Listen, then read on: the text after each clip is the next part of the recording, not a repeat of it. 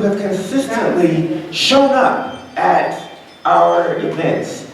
Some of those people are not with us any longer, but are really dearly missed and remembered. And so I just want to mention that to even underscore the importance of us, understanding and remembering just what they mean and what they've given over time. I think, for instance, of the legendary Dr. Dorothy Cotton, whose memorial service, her first memorial service was held right in this multi-purpose room here in Africana. And the singers performed so powerfully and just wonderfully. And it just really turned this room into just something so special.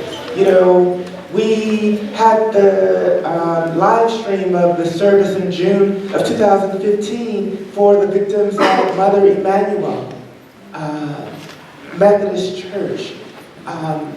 And most recently, this community has lost the phenomenal, just the incredible Jackie Melton Scott, who would no doubt be here, if she were here. And so what I want to do is just turn the mic over to the panel at this point, over to Dr. Keisha Hicks, who will be the moderator, but to give this space to Dr. Leslie Alexander to just share some brief reflections on Jackie's.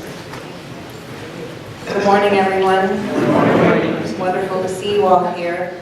I was asked to just share a few words about our just treasured and valued friend, Jacqueline Melton Scott, who has recently gone to be with the ancestors. And much like yesterday, I knew that when someone just asked me to do this a couple of moments ago, that I wasn't probably going to make it through without getting a little weepy. So I thought what I would do is just very quickly share with you something that I wrote when I found out about the memorial service and understood that I wasn't going to be able to be there in person.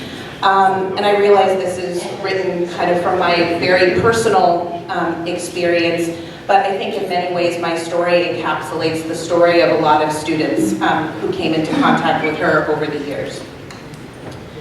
I first met Jacqueline Melton Scott in 1995 when I was a graduate student at Cornell. I spent most of my time in the Africana Studies and Research Center, where Jackie was working at the Community Outreach Coordinator, and we had an immediate connection. At the time we met, I was struggling in graduate school and in my life more generally. My father had just passed away, and I was questioning whether I should continue to pursue a PhD. But Jackie would not let me dissolve into sadness and despair. She carried an inner light and a strength that inspired me and helped me to persevere when I wasn't sure I could. She welcomed me into the center every day with a beaming smile and warm hugs, and her laughter warmed my grieving heart. She quickly became what she called my pocket mommy, a mom that I could pull out of my pocket whenever I needed one, and it turned out that I needed one quite often. She held meditation sessions in her office for the graduate students when stress got the better of us, and she opened her home and provided us meals when our paltry graduate student stipends were not quite enough to feed us. She brought love and laughter to the weekly Wednesday nighters at Africana, and she taught us countless lessons about life and love. As the months and years went by, Jackie's home became a home for me and my two best friends, Frances and Erica, and also for Erica's young daughter, Brianna. She imbued us with courage, wisdom, and strength when we most needed it, and became a model of Black womanhood that we longed to emulate. We also became close to Jackie's mother, and we mourned deeply when she made her transition to be with the ancestors. Now we mourn deeply again. I hope that Jackie knows how much she was loved, admired, and appreciated. I'm not sure that many of us would have survived graduate school without her, and we will miss her every day.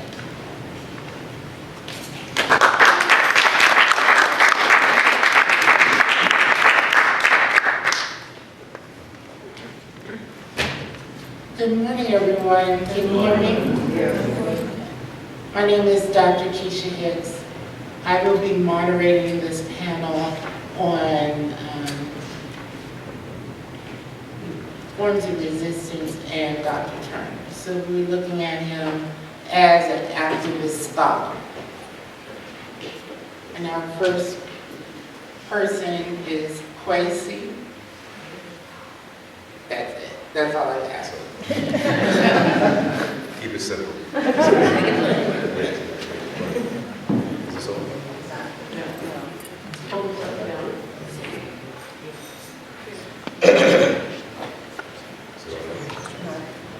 Is this on? Yes. Okay, good morning. Greetings, everyone. Good to see your beautiful faces this morning. So, in the few minutes that I've been allotted, my name is Kwesi Kunadu, and in the few minutes that I've been allotted, what I want to share with you is a string of stories, brief stories, that underscore the activist scholar Dr. Turner in my life, and I think the life of many people who are here, and both who could not travel, but certainly are here in spirit. And my first encounter with Dr. Turner happened in the hallway of the old Africana Center. When I say old, I mean there's a certain feeling and vibe to it that was closer, literally closer in proximity. And I was visiting as an accepted graduate student to the master's program, and I met Ajay Taimba in the hallway.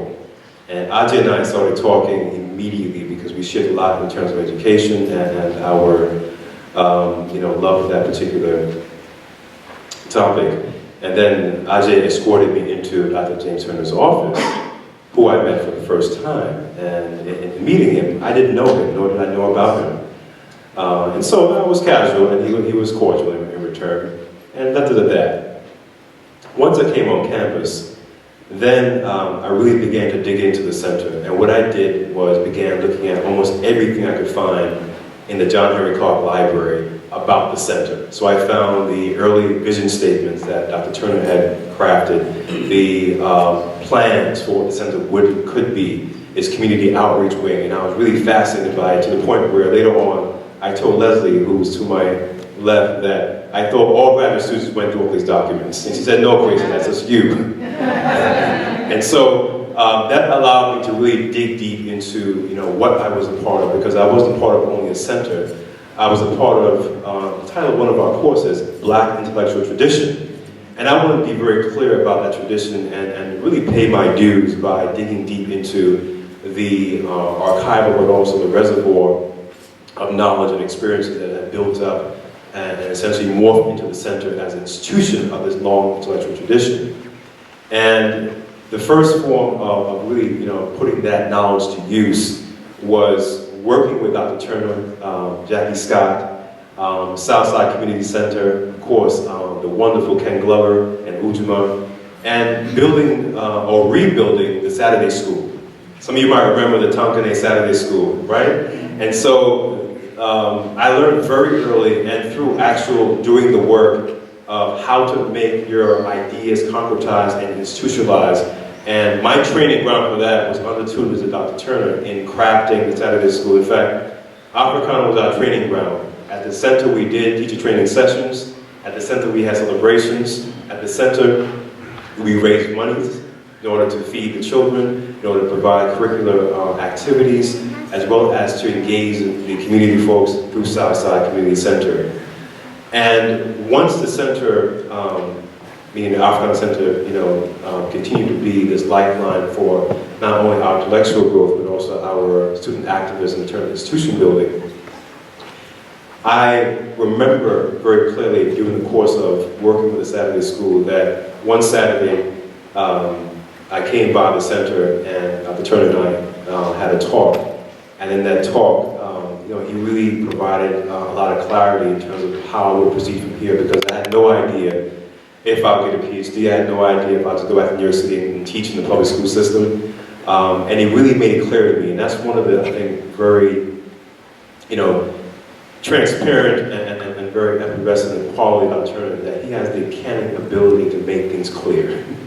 Yes. And for me, that clarity was on display during a time when I'm taking a Tai Chi class on campus First day of class, I get to the dance studio where the class is being held. I'm stretching, and I look over, and guess who I see? Dr. Turner, in a matching pair of gray sweats top and gray sweat bottom. He has his leg up, and he's stretching down to the toes. And I said, Dr. Turner, what are you doing here? And he smiled. And that entire semester, we had a Tai Chi class together, short and long form. And we would walk back to the center from the Tai Chi class, and we would just talk. And this gave me another form of bonding in terms of intellectual fatherhood. Now, I have my father, he's in Jamaica, and we have a good relationship, but when I mean intellectual fatherhood, I mean the sort of nurturing of the mind and also of the affective bond that you develop with someone that is more than just love. And through that Tai Chi class and through walking back and forth from the class to the center during that semester, I got a chance to really connect with and build with Dr. Turner. More than just my advisor, which he was, more than just my committee member, which he was, and more than just an important person in my life that he was. But Dr. Turner also humbled me. I remember when we had an international conference here at the Africana Center, and the center had people from Brazil, from Ghana, Ethiopia, I mean, all over the world. And I was awestruck by the folks that were, I mean, the intellectual, bounty at this conference. Can you all hear me? Oh, yeah. Okay, okay. For recording purposes. Hello? Yeah, it works.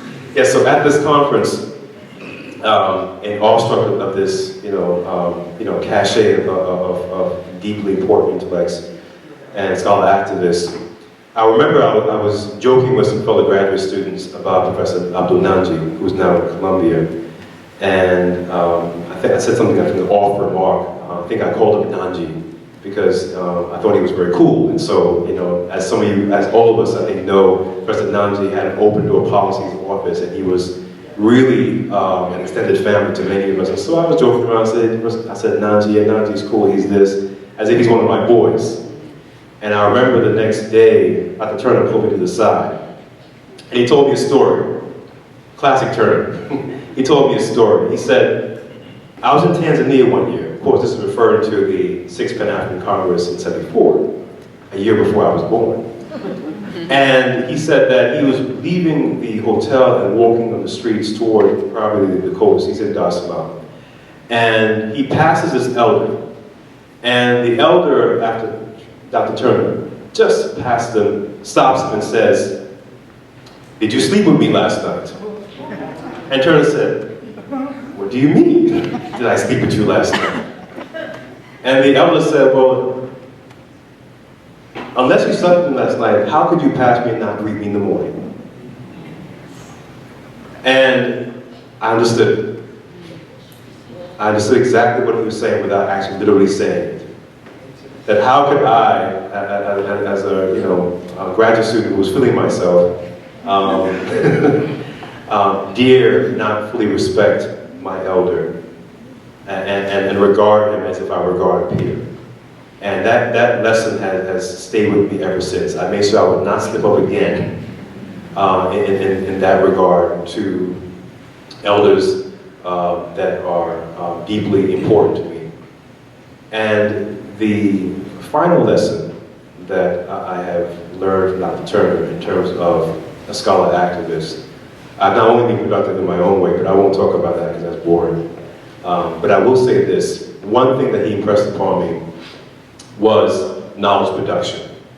That is, as a historian of Africa, I can complain about the trash that's being produced. I can complain about the ASA and its monopoly by the white folks who run that organization. Or I could produce knowledge to populate the world with African-based stories and ideas.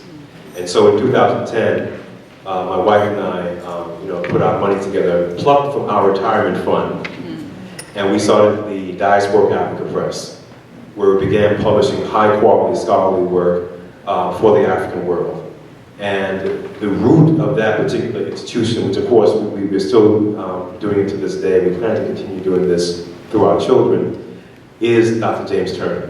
That he made it clear to us as graduate students that knowledge production has to be crucial in terms of populating the world with African ideas, perspectives, and lived experiences. And in doing so, we hope through the press, we not only honor Dr. Turner, but also honor that tradition that was introduced to me as a graduate student. I have a short clip I want to play with you where Dr. James Turner was encouraged by Malcolm X, El Haj Malik Shabazz, to go to Northwestern, get the skills from there, and come back to his community. And Dr. James Turner has been similarly a figure that has made clear to me about being bonded into your community through this kind of activism. So I want to share this small clip that may surprise many of you of a younger James Turner.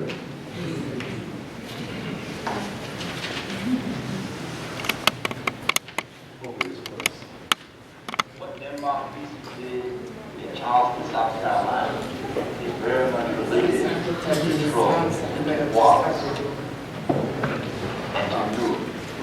It is very much related to black men saying, tanks be damned, I'll have my freedom. The price of freedom is not cheap. Denmark is very mindful of this. So it's very important for us, the lessons of Denmark Beasley. A lot of us like to think that the effective thing is to whoop at the man, to get up and blow our whole game to him. That somehow the revolution will come through oratory. The neat thing about Beasley is he was a quiet man, which is off the mark of determination. Yes, sir. I think that this is a very good question. Why it is that Denmark Beasley doesn't stand beside Patrick Henry? Because they've never wanted us to come to the kind of position and the state of mind that those of us who gather around this table have come. Because Denmark Beasley released in his time, as he has done for us now, a whole force of black resistance and struggle. We have not been able to talk about, because they're nameless and faceless, the thousands of black people who fought in a more quiet way. Those black women who consigned to cook in the kitchen to the slave master, who ground up glass to very fine bits and put it in the master's suite.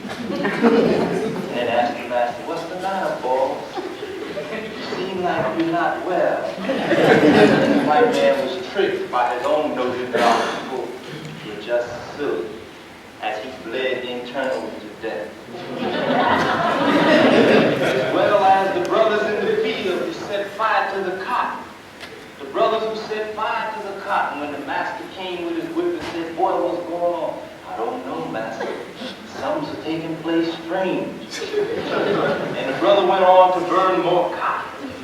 Black people have resisted. We have determined here today that we are going to free our people. Denmark Vesey is alive. Denmark Vesey is alive and among the brothers, be they in Oakland, California with the Black Panthers. Denmark Vesey is a young black man named Eldridge Cleaver and Huey Newton in Oakland, California. Denmark Vesey is personified by the courageous black brother named H. Rap Brown.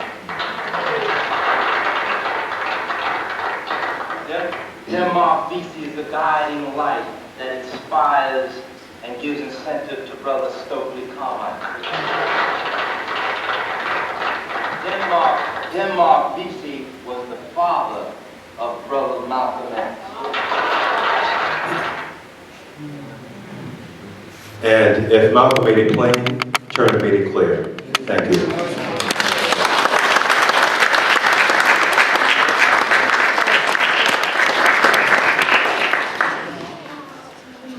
Hi everybody, my name is Rosa Clemente. I'm first a little overwhelmed because every program I've been part of, there's first Dr. Marcia Sutherland from the University of Albany. She and Dr. Vivian Verdell Gordon are the reason I became an Africana Studies major. Then of course everybody from Cornell, including Dr. Turner. And then Dr. Strickland and Bracy, where I'm supposed to be and will be finishing my dissertation at UMass Amherst. And I just realized only Dr. Turner could all be connected, right? So what I first wanted to read was a quote from Stephen Biko that says that merely by describing yourself as black, you have started on a road towards emancipation. You have committed yourself to fight against all forces that seek to use your blackness as a stamp that marks you out as a subservient being. And a little bit from an article I wrote recently. In 1993, I was a student at the State University of New York at Albany when Dr. Maita Morena Vega came to speak on our campus. Until that evening, I had never heard the term Afro-Latina. See, I didn't grow up in a movement household. I was born in the South Bronx, the home of hip-hop, in 1972. To this day, my father has his business in the Bronx. Always proud to be Puerto Rican. I didn't even speak English till I was 8 years old. But I never knew anything about Puerto Rico. I didn't know we were a colony. I had never heard of political prisoners. I didn't know that 1/3 of the women on the island had been sterilized, and that same doctor brought from Puerto Rico to then sterilize 27,000 other African American and Puerto Rican women in Lincoln Hospital in the Bronx. It was not until I went to college and was exposed to Dr. Vivian Burdell Gordon, Dr. Marcia Sutherland, Professor Lois Owens, Professor Collier Clark, that I began to know who I truly was. The year before, I had joined the Albany State University Black Alliance, and through my involvement with peers, scholars who were racially and politically conscious, my awakening began. This awakening of my racial consciousness would lead me to become an Africana Studies major. And to this day, I have been a scholar activist in the field of Black studies. For me, it became clear that I was an African descendant, so I began to devour anything and everything I could, not only to learn the truth of who I was, but to confront the lies I had been told by my teachers, family, and TV. Although I began to identify as an African descendant from that moment on, it was not until I joined the Malcolm X grassroots movement in 2000 that I began to identify as Black. Everyone in Malcolm X grassroots movement, we were comrades and took me in and gave me space to identify who I was.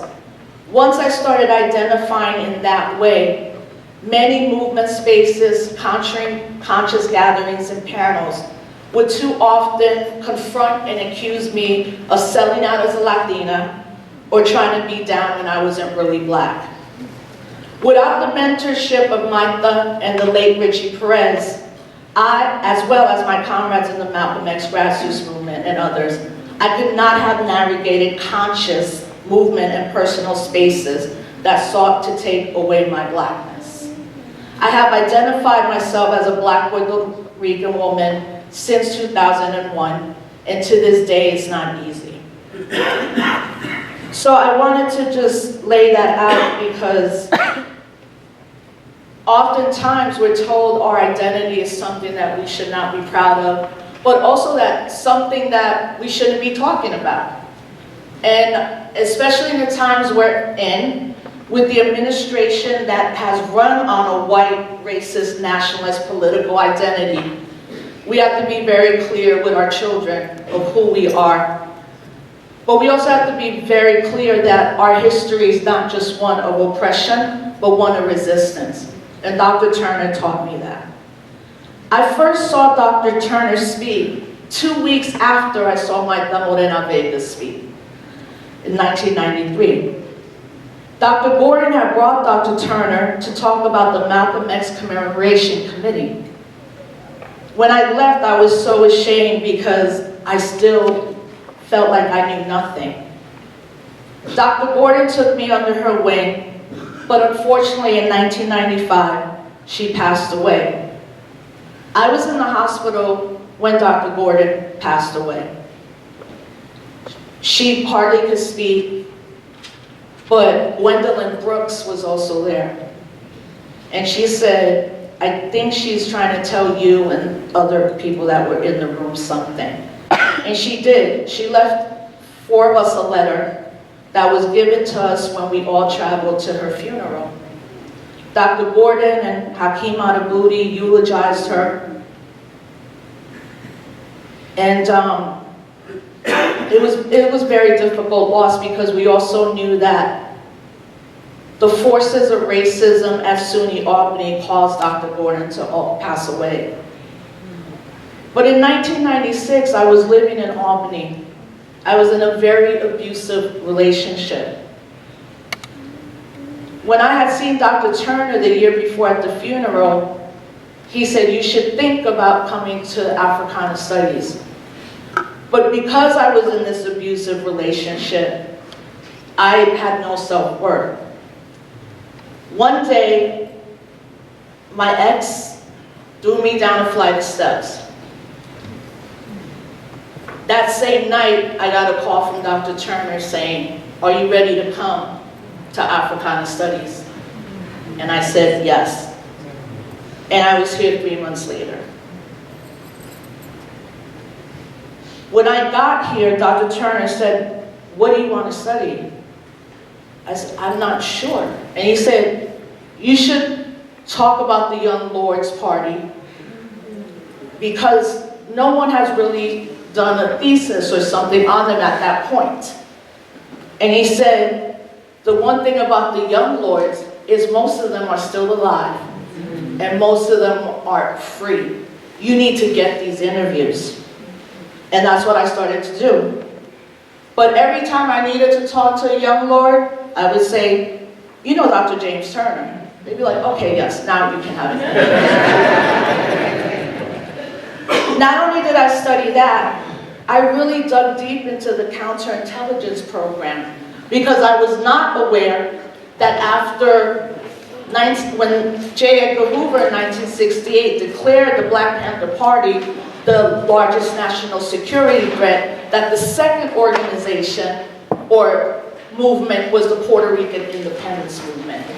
And what's interesting about this is that 2 years ago, the FBI put out a memo saying that they were going to begin to target Black identity extremists. And the second would be a new generation of Puerto Ricans that want independence, 50 years later. So my 2 years here, I often say, if we all thought we were Dr. Turner's favorites, and we all had 5 hours with him or these nightly sessions, did he ever sleep? What about his family? Not that his family has sacrificed, but what hours weren't spent? What vacations maybe didn't happen? And I recently began to think of that, right? Because all of us as movement people, we hope we have families that understand. But even though I've raised my daughter as a movement child, she's been honest with me and say, sometimes you're gone too much. Sometimes I'm trying to talk to you and you're not listening to me. Luckily, she has the ability to be very clear with me about that. So, I want to thank the Turner family for giving us your brother and your husband and your grandfather, your uncle.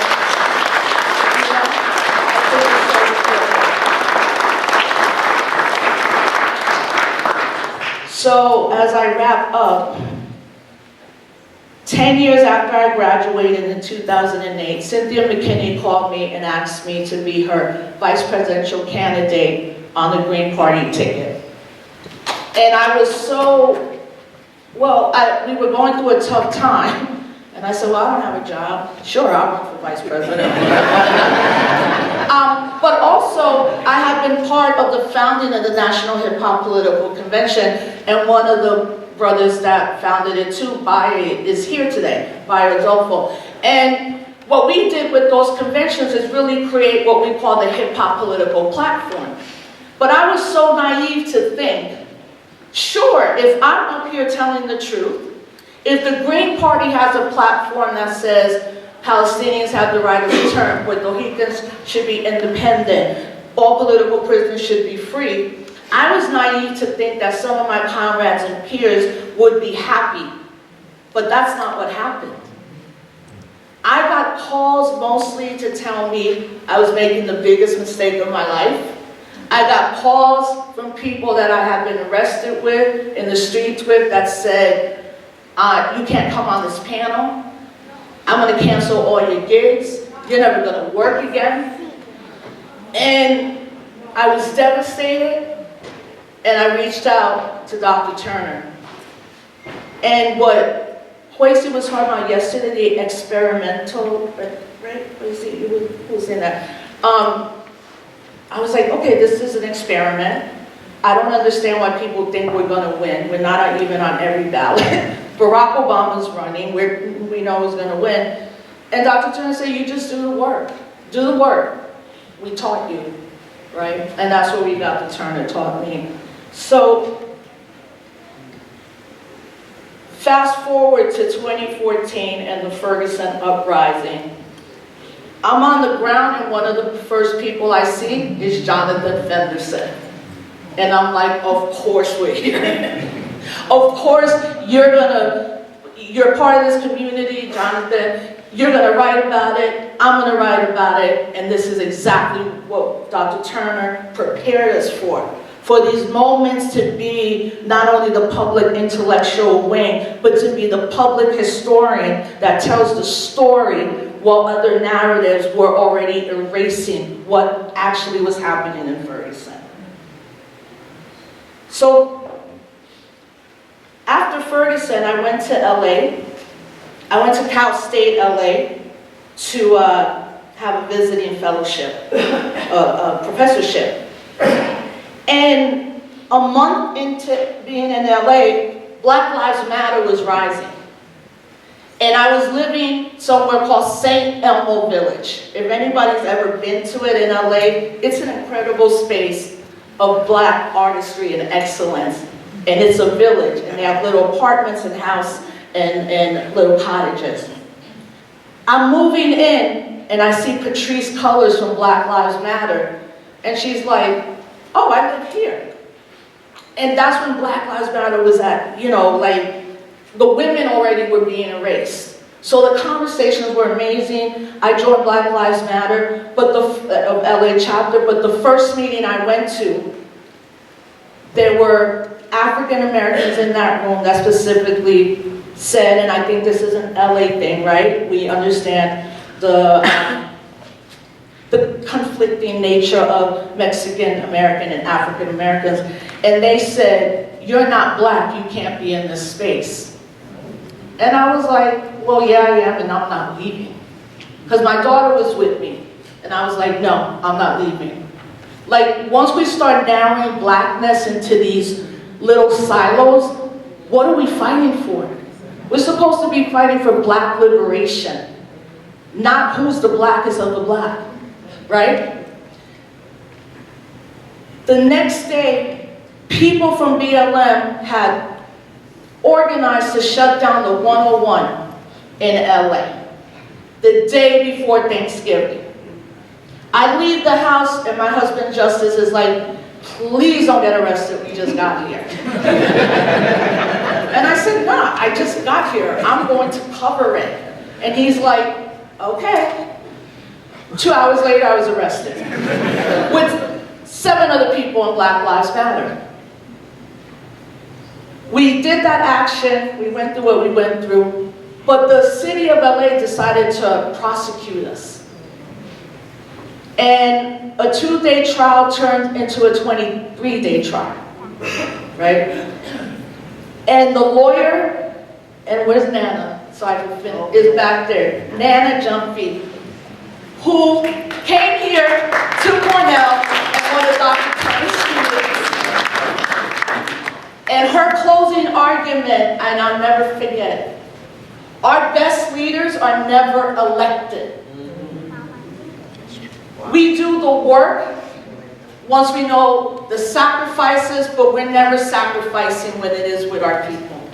And that's the biggest lesson that I learned from you, Dr. Turner, that we're actually privileged to do this work, that we stand in the tradition. If it wasn't for this space, I would have let people take away my identity as a Black Puerto Rican. And I thank you from the bottom of my heart for allowing me to be who I was born and who I was meant to be. I love you.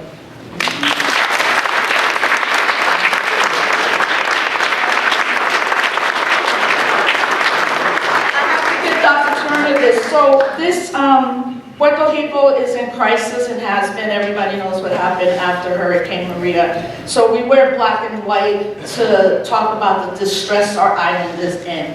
And I went there after 4 days after with a crew, and we were there for 11 days.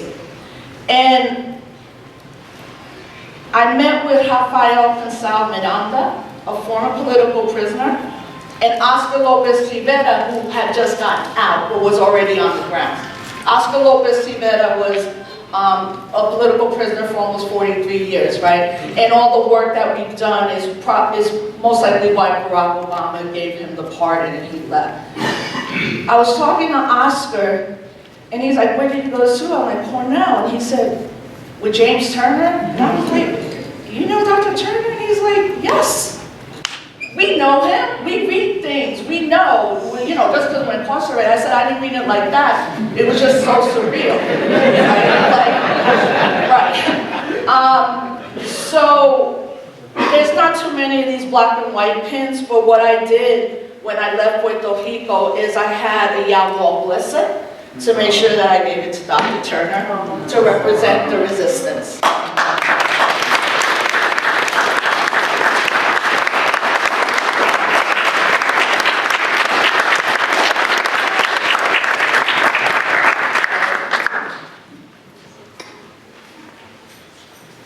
Wow, that was powerful. It's very hard to follow rules and something to do like that. But sister's always on point. My name is Anthony Brown. I teach at Hunter College. I'm not as concise as James is, so I'm going to read my remarks. I strive to be as parsimonious as he is when he speaks, but it's still a work in progress. So when I was first asked to participate in this panel, I immediately agreed, and I normally don't say yes the same day I get an invitation. But this was certainly a panel and an event that honored someone who was so instrumental in my life.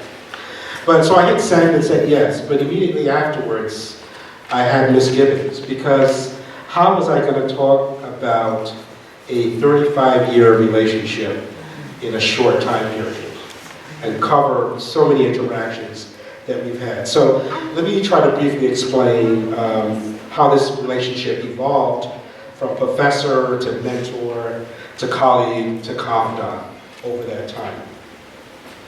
Now, people talk a lot about mentors, particularly in the Black community. We're regularly encouraged to seek mentors to help us, quote unquote, find our way. Sometimes, though, mentoring doesn't happen in explicit formal sessions, if you will, but in casual conversations. And sometimes, in the case of Dr. Turner, when you're not looking for a mentor, they actually find you. And I think that's what happened in my case. My first encounter with Dr. Turner was in 1985, so I feel like an old head on this panel. Right, in his class on Black leadership that was recommended to me by a friend. So as an undergraduate, I was a major here in IMR. And so this was a course to fulfill an elective. So I said, okay, a friend said, hey, take this course. So I come up to Africana, and immediately I meet Dr. Turner, kind of size him up a little bit. But little did I know that this course would fundamentally alter my life rather, and put me on a trajectory where I would become both a professor of Africana Studies as well as a sociologist, just like Dr. Turner. Because I was on my way to law school, like most folks in the IR school. So let me provide a little bit more of a context for this relationship. Back in the mid-'80s here at Cornell, I would say a majority of my peers at Cornell were first generation. Many of us were pretty low income, as they called it. We were members of COSAP, HIAP from New York City, and many other urban centers. For many of us, we had to immediately confront the challenges of transitioning to a historically white institution. And particularly one that was not welcoming for black students at that time. You know, with our swag, if you will, the way we dressed, our vernacular, our music, it made us hyper-visible here at Cornell. And for many of our peers, our white peers, we were deemed as threatening. So going from a high school whereby blacks and Latinos, Brooklyn Tech, were about 50% back then of the population, to coming to ILR, whereby we were one of the few black students in many of our classes, we dealt with all kinds of alienation and microaggressions during that time. You know, whether the readings that we had, when they did discuss black folk, it was often through a very pathological lens, if at all. Teachers made comments that were disparaging. We were supposed to speak on behalf of the race as 18-year-olds. So that was the kind of, you know, environment, if you will. So Africana and Ujamaa became spaces whereby we created these micro-communities that supported us. Thinking here of BSU, those of you who are old school, TWSPB, Malurso, certainly the fraternities and sororities, were spaces that allowed us to affirm ourselves, if you will, during these very hostile encounters in our traditional disciplines. So immediately in the Black Leadership course, Turner represented a pedagogical and personal style I had never seen before. Right? From his gait, he had to walk, you know, those of you who know, kind of a lead, if you will, when he would walk into a room, right? Certainly the sharp dress, always on point, right? The baritone voice. And for me, in addition to that, the pop culture references. So this is the mid-'80s. So Turner's talking to me about, you know, Public Enemy and Run DMC and, you know, what's going on with Eddie Murphy, why he's doing that kind of thing. And so that created a connection, you know, that I was like, wow. So it made me, and certainly many others, you know, take notice, because Turner modeled a masculine sensibility, if you will, that in many ways was an extension of our New York City cool during that period. But differently, however, it was grounded in a confident intellectualism that was worldly, right, and knowledgeable about people of African descent around the globe, right? So Turner, you know, I remember one time he gave me this article and said, hey, check this out, read about these black folk in Australia. Do you know about the black folk in Nicaragua or Colombia? And I was like, wow, yeah. And he knew these, he knew the authors, he knew the debates. And so for me, particularly as a young black man at that time, it upended notions of what an intellectual should look like, and provided me with a space to reimagine what smart and hip, and to use a contemporary term, woke look like, right? And so, you know, that was so crucial for my development at that time, and gave me a space to see how I could fit possibly in the academy one day. So with Turner, in terms of our relationship, it started, you know, as many, one of the things about being here for these 2 days is very humbling, because we think your relationship is so unique. But one thing you got to give to the brother, he's consistent, come all had the same story. So it started out with light conversation. I would drop by, you know, we'd talk about what's going on in the news, what's happening on campus. And, you know, in his office, he's playing jazz in the background, surrounded by like 1 million books. And one day I could ask him, like, you read all these books? You know, he just looked at me. But, you know, that was my introduction, you know, to what was going on. So he would ask me, you know, where are you from? So, you know, so I told him I was from Bed-Stuy. He's like, oh, okay, yeah, I used to hang there back in the day. Back then at Cornell, I had a gold tooth. So he's like, okay, yeah, that's, I understand that. Where could I get one of those? You know, during that period, right? But, you know, he also asked me my thoughts on current events, the leaders we discussed in class, and contemporary issues. So for me, this was the beginning of my introduction to activism through his very unique conversational manner, right? Turner would draw upon his own experiences coming from the city, right, as well as how to deal with situations where one's abilities were often questioned, right? So that he took the time, you know, me unpolished, arrogant, but you know, not knowing my history, to really develop, you know, and tease out and take seriously my opinions as I began to develop this intellectual curiosity. And that was enormously validating at that time. Right? Little did I realize that these drop-in talks, and his office was often open, were also informal mentoring sessions on how to become a scholar activist. Whereby I would incrementally, as I incrementally built this relationship, it began to support me not just through Cornell, but even to this present day, where I speak to him often. Right? So as my unofficial mentor, he provided the kind of advice and feedback, not only about academic work, but also about the personal. Right? Sometimes, as we became closer, even things like gossip, nothing too scandalous, but it's part of our humanity. And so we would kind of trade stories, etc., as part of that relationship. So for me, these out-of-class experiences provided an important window for me to experience a different side of the college experience, right, through these conversations and other interactions. And I would also include here, in terms of those interactions, Professor Harris and Professor Edmondson were also critical during that period. In addition, I would say to the Africana Center, Ujima played a vital role in developing my self-awareness in terms of understanding the African diaspora. I lived in Ujima for several years, was an RA there, and again, that space, I saw that as an extension of the Africana Center.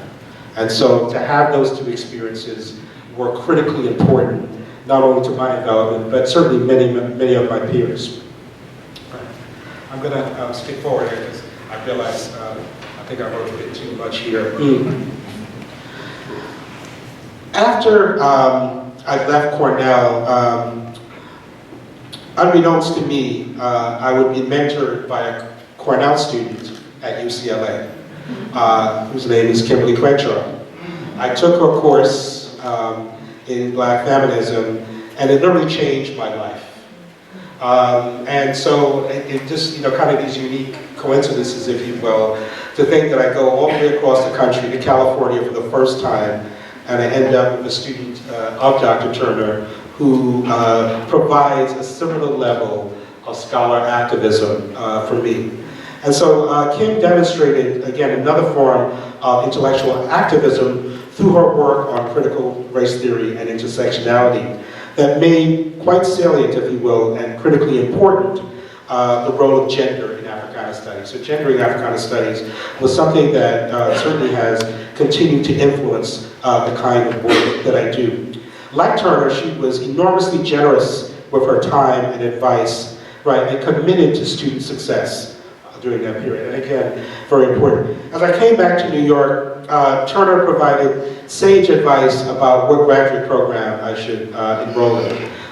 He was knowledgeable, certainly, of faculty in the department at Columbia, and gave me, again, insight in terms of who I should consider working with, who I should avoid, again, which we all know is very important, right? So I was able to, one of the people who was there at Columbia at the time was the political scientist Charles Hamilton, right?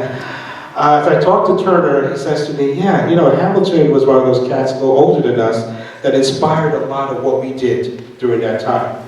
And so Hamilton became also an informal mentor. So being handed off to folk who come out of a tradition, right? And so Hamilton was my saving grace at Columbia. And so I thank him to this day for providing that open door space.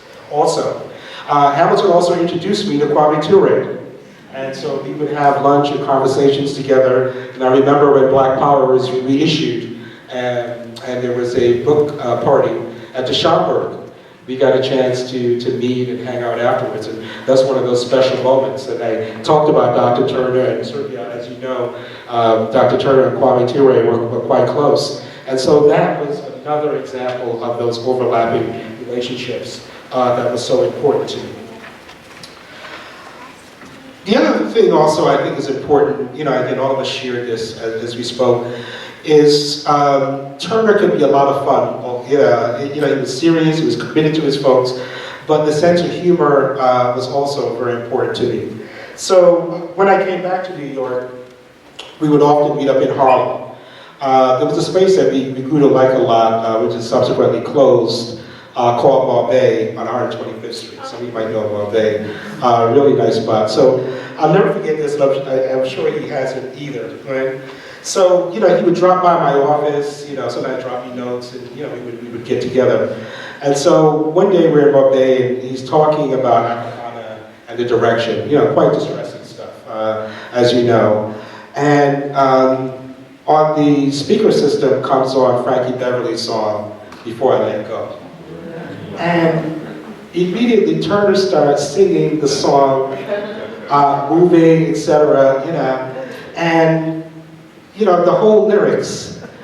And, I just sat there in amazement, And, I said, yeah, you might need another glass of wine, you might need to get up and start doing a Temptations routine.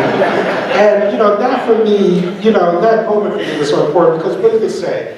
In the midst of his distress about this institution he founded, he could still find a moment of joy. And I think back to that a lot.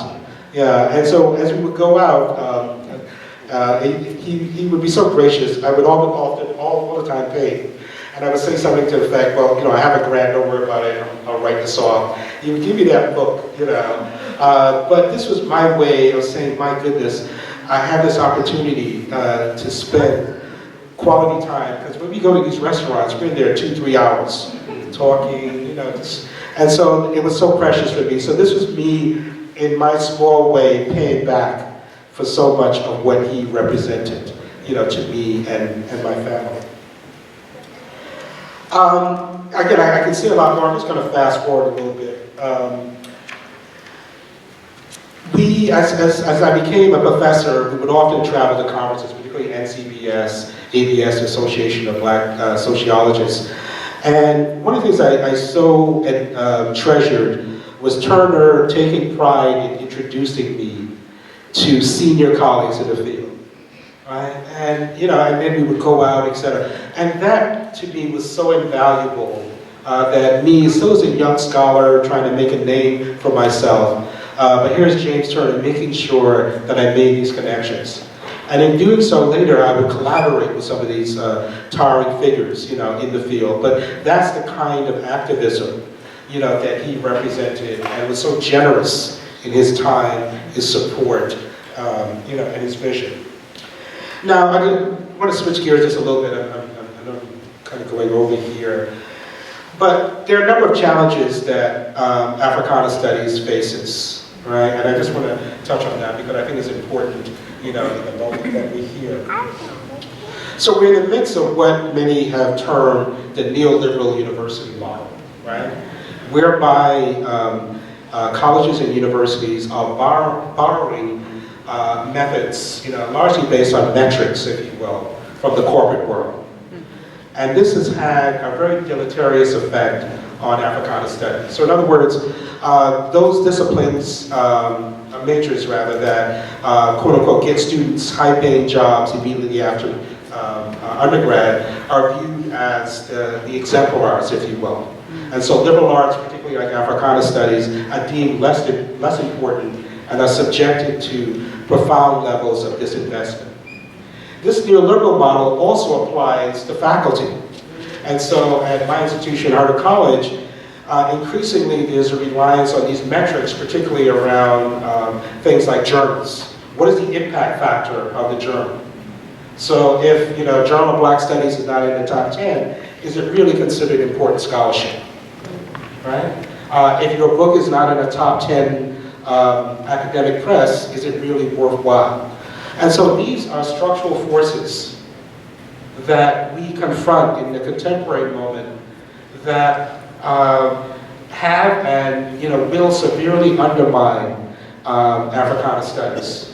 I can also put in a metric of majors, numbers of majors, etc. So those are things we have to confront. And we got to figure out strategies, methods to push back about this neoliberal trend.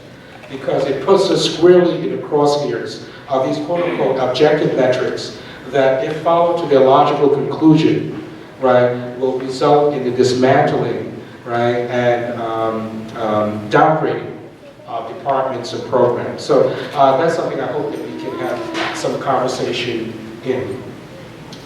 I'm just going to wrap up a little bit. Certainly, I would not be here without Dr. James Turner and Dean Turner. A joke that we have in our family when we hang out together, the four of us. Janice claims my wife, who's an occupational therapist, and her, Janice's work with BBMTA was critical to getting so many of our students into the medical and medical related fields. And similarly, James claims me. But as something that Rosa mentions, this work, being a scholar activist, takes an emotional and physical toll on those who are committed to doing it. Right?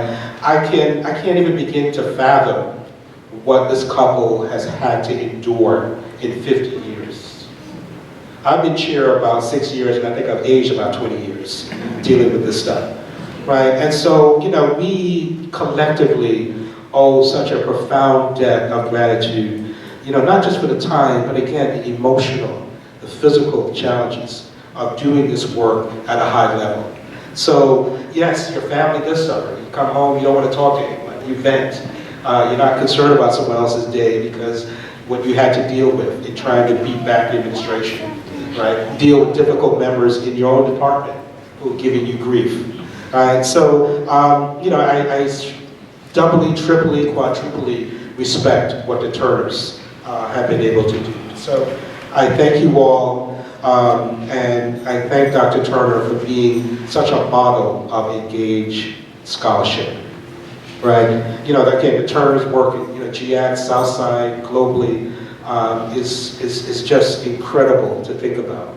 Right, so I thank the organizers for giving me this opportunity to publicly thank them, right, and the work that they've done.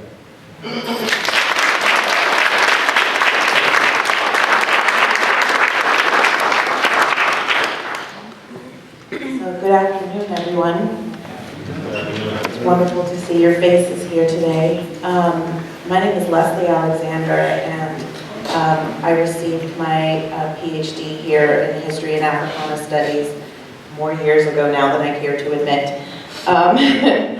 I was a last-minute substitution on this panel. So for those of you who were here yesterday, I want to apologize for the fact that you're getting a double dose of me. And I also want to apologize for the fact that I haven't really prepared formal remarks. I'm instead just going to speak from the heart, and I hope that's all right. One of the things that we talked about on the panel yesterday that I would like to just delve a little bit more deeply into is this issue that a number of the panelists have talked about, which is really the profound importance of this practice and model and vision of scholar activism that Dr. Turner really instilled in us. One of the things that I think was profoundly important for me as a graduate student is something that has remained with me throughout my life and career is the way in which he very actively and intentionally created a space for us to develop our own political voices. And there's the sort of longer I live and the more involved I become in the life of Black studies, the more I value and appreciate the importance and significance of that. Because there are obviously lots of folks out there who would prefer to force an agenda on you, right? Or tell you who you ought to be, or to tell you what you ought to think. And Dr. Turner's approach was one of, let me present you with information and help give you the tools to critically and rationally think through these ideas and reach your own conclusions so that you can speak for yourself about what you view in the world and what you would like to speak into existence. So what he did with that strategy is ask us challenging questions. And a few people on the panel yesterday and today spoke of the importance of that practice. He also introduced us to a host of activists and thinkers who also really challenged us in significant ways. a few of the people who really that he introduced me to that really had a profound influence on me were Dr. Clark, Dr. John Heinrich Clark.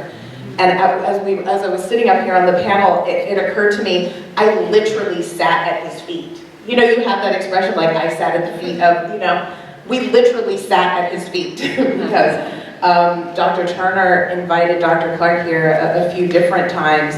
The last time was sort of towards the end of Dr. Clark's life, and he could only speak so loudly, so we could hear him only so well. And so we literally sat him in a chair, and we gathered and sat around at his feet and listened to him share his stories about his life and his scholarship. Dr. Turner introduced me to Sonia Sanchez, introduced me on a number of occasions to Kwame Ture.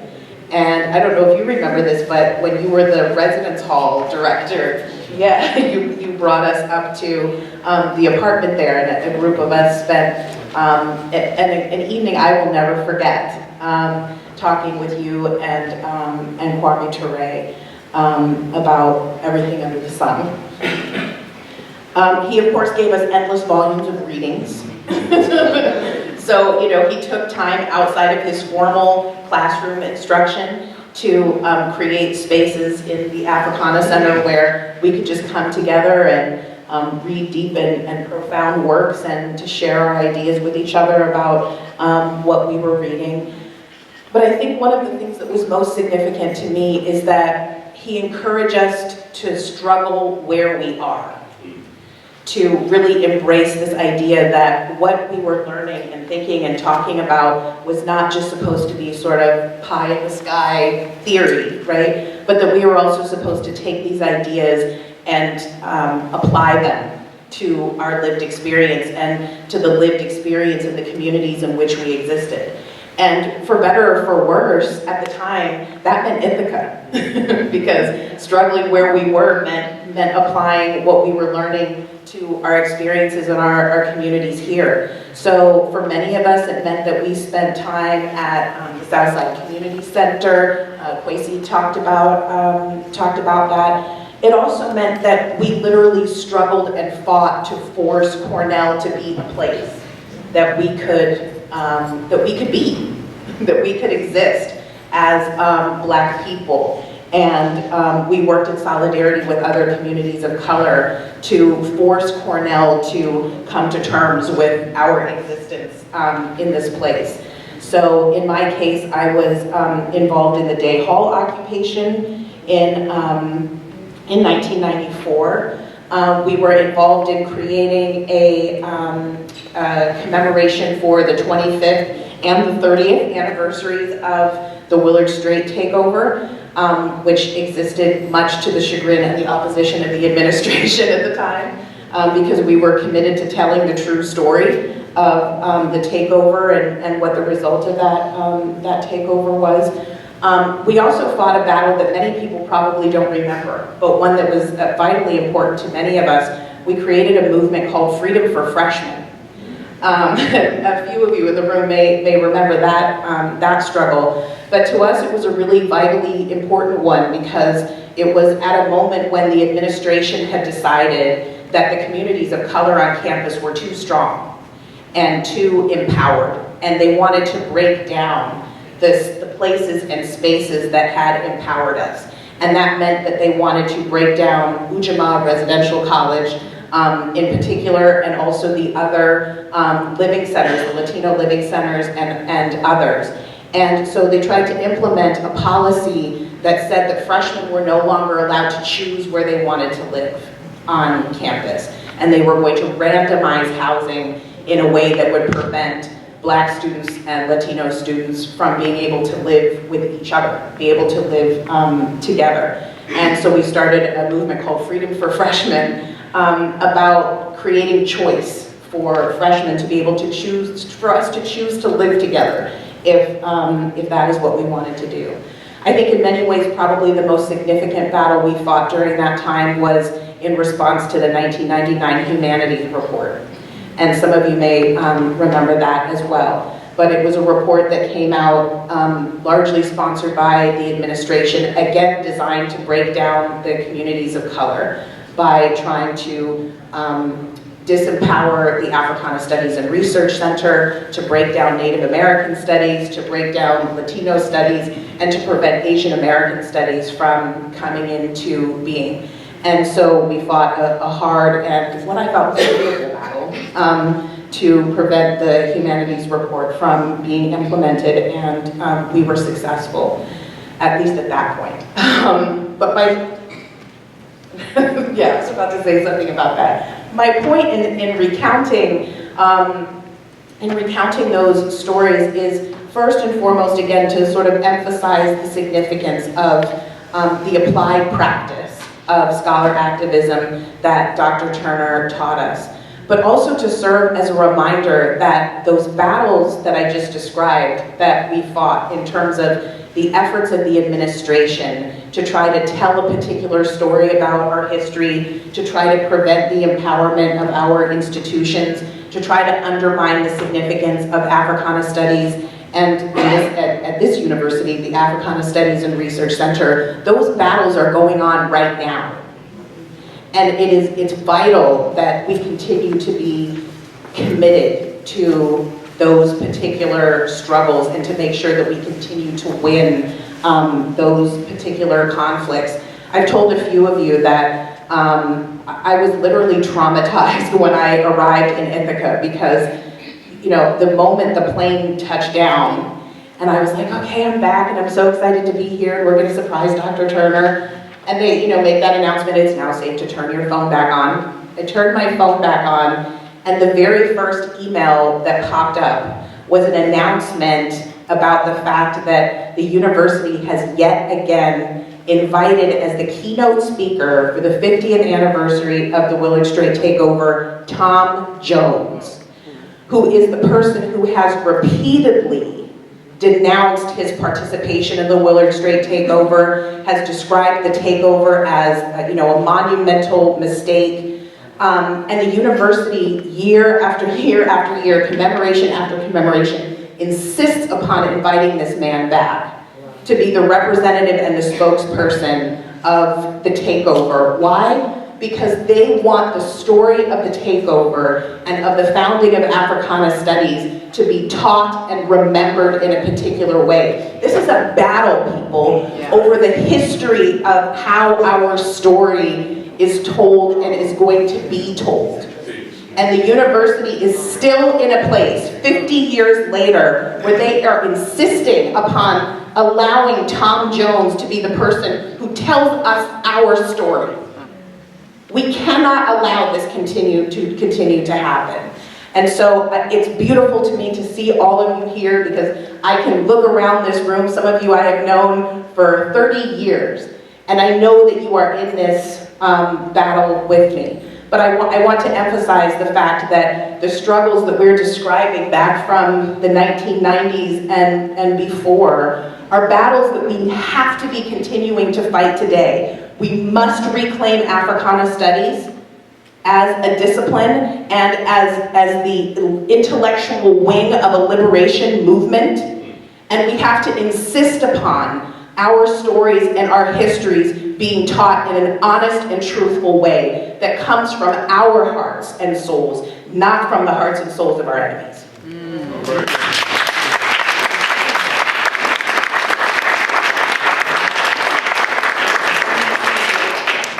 First, I want to ask LaQuan to come up.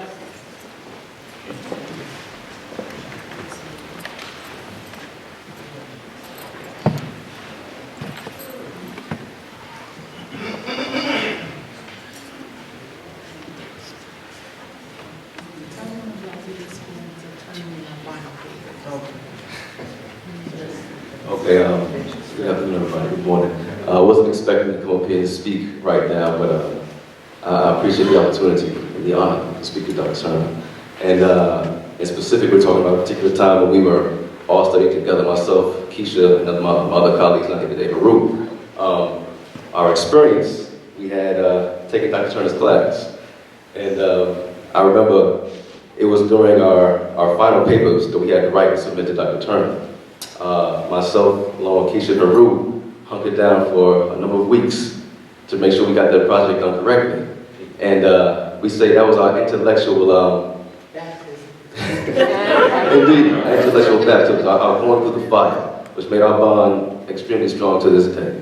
So I'm not one for many words, but I just want to say thank you, Dr. Turner, for all that you imbued us with to this day. And I'm honored to be here today, to be here with you, with my young daughter, who is a product of the Africana Center. I have my wife here, and she is a young Africana scholar. We're going to imbue her with the same spirit that you have given us and continue to build legacy. So we thank you very much for that. I appreciate it.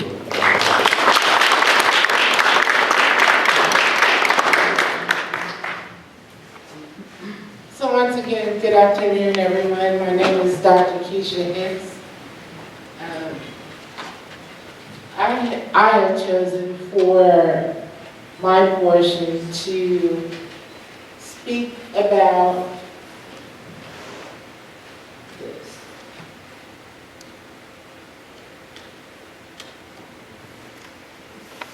Oh, it looks different. Okay, so I chose to speak about Dr. Turner's introduction to the appeal by David Walker. The title is Ndoto Dream, Kundua Realized. Those are Kiswahili words, and that's a shout out to Nanji. He couldn't be here today, but he's here in spirit.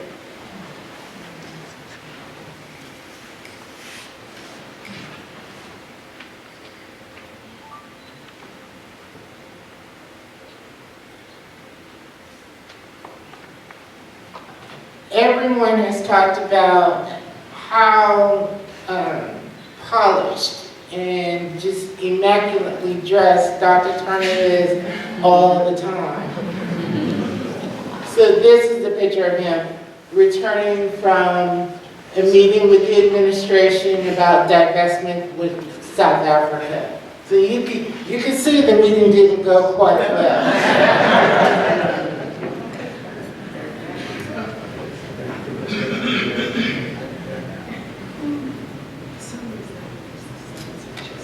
So as I was reading Dr. Turner's introduction to David Walker's appeal, I realized that there are some very strong parallels between the things that David Walker was talking about in 1830 and the realization of the Africana Center. He talked about intellectualism, he talked about Black excellence. He was doing all these things in 1830. So we have become part of the Black radical tradition. One of the things that David Walker wanted specifically stressed was Black intellectualism. And he stressed this at a time where it was illegal for Black people to read. But his book made it all around throughout the diaspora. For those who couldn't read it, they found someone that could, and that person read it to them.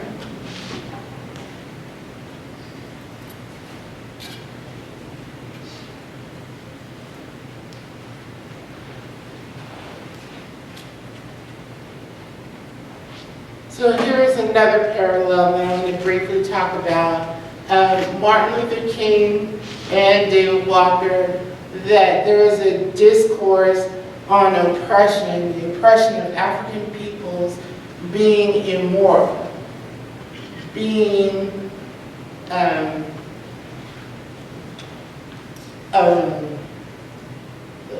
forgot what I was going to say. Okay, so moving on. Malcolm X. David Walker also talked about arming yourself in 1830. And Malcolm X presents the same argument in 1960 when he was in the Nation of Islam, when that part of his life was centered on the nation. He did not stay with the nation. He made other moves. to perfect his relationship with Allah.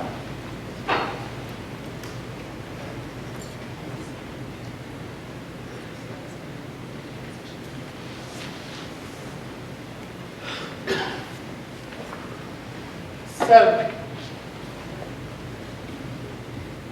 the thing on this slide that I want to talk about is raising a collective voice. You have to find people that share your common interests that will raise their voices with you. Africana and Dr. Turner is a place where we can really work through our ideas, no matter how crazy they are. My thesis was the multifarious jihads of Malcolm X. So when I went into Dr. Turner's office and said, I've changed my topic. I want to talk about Malcolm X as a jihadist. He was like, what?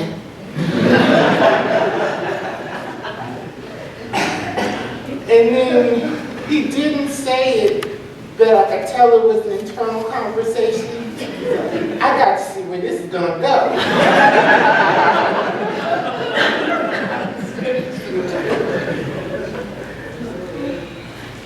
Another parallel that I found in Dr. Turner's introduction was the realization that because David Walker and Malcolm X and Martin Luther King were about the business of their people, they knew that they were not going to have long lives.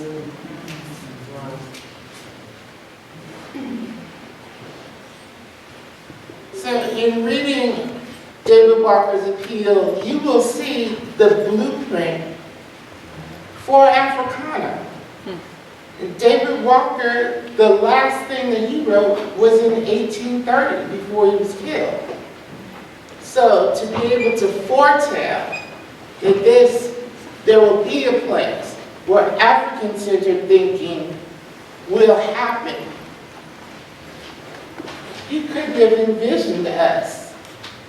We have become so much further than what he thought we could be. But because he was an activist and he was a scholar, that he left us the blueprint.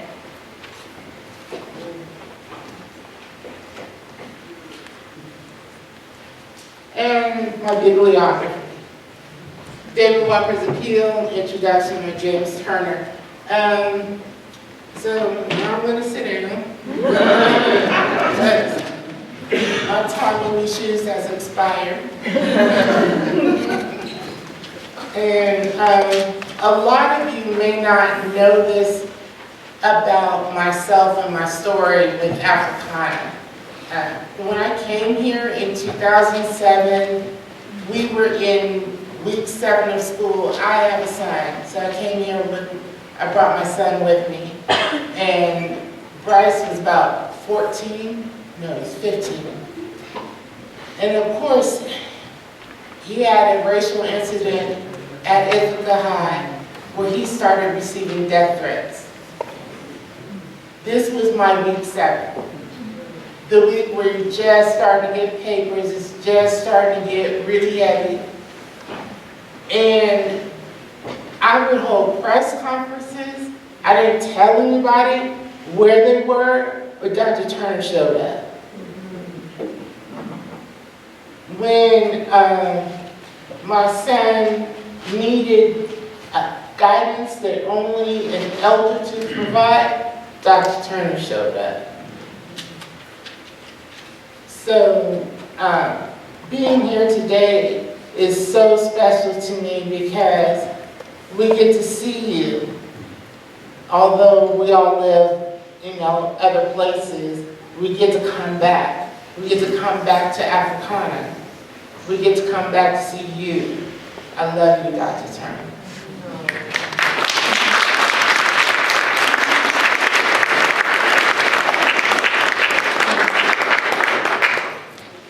Thank you all so much for such a fantastic and moving panel.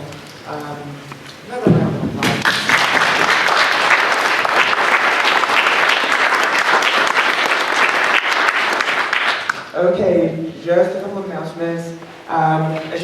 are a bit overtime, and so we have less time for lunch, about 45 minutes before we go on to the keynote address delivered by the phenomenal Dr. John Bracey. And so I ask that you return promptly so we can start right on time because we have a really packed afternoon of presentations. If you presented yesterday and today, please make sure that at some point you go to the front office and sign the release form. We really want to be able to share our documentation of this event via video, and so we can't do so without having the permission signed. And so we'd appreciate it if everyone would sign the permission form at some point. You all know that we intend to publish our proceedings, right? So just keep that in mind.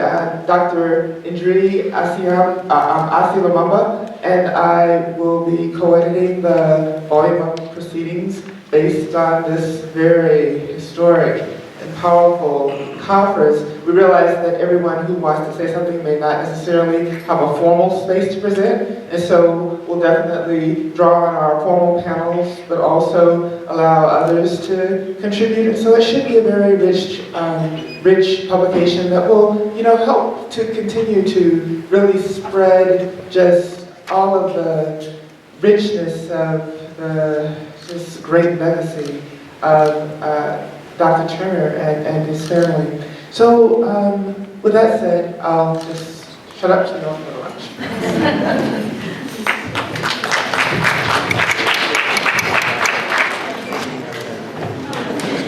And they'll go back.